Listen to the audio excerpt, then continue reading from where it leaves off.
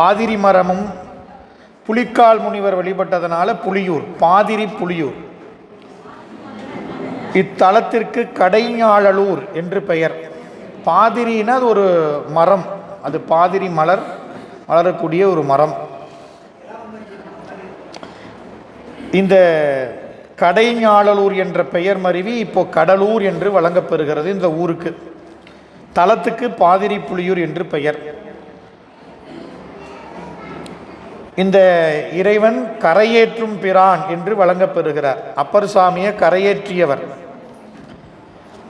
அருமையான தலம். அப்பர் சாமி திருநாவுக்கரசு நாயனாரை கல்லில் பூட்டி சமணர்கள் கடலில் இட்ட பொழுது சொற்றுணை வேதியன் என்ற பதிகத்தை பாடி கல்லே தெப்பமாக மிதக்க கரையைச் சேர்ந்தார் அப்பர் சாமிகள்.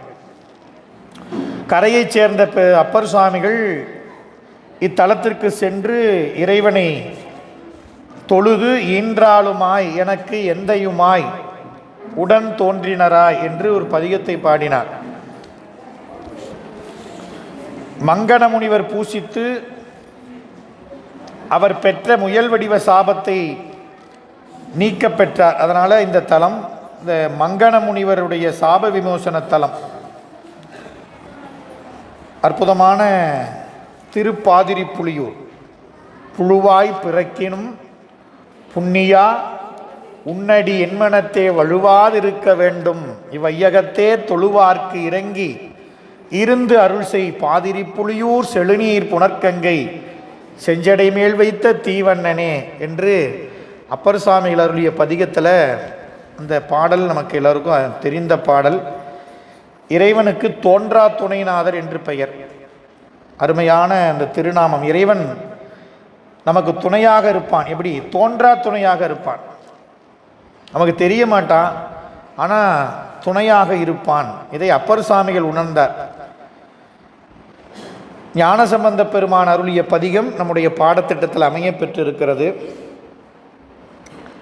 செல்வமல்கிய தில்லை என்று சொல்லக்கூடிய சிதம்பரம் தில்லை மூதூரில்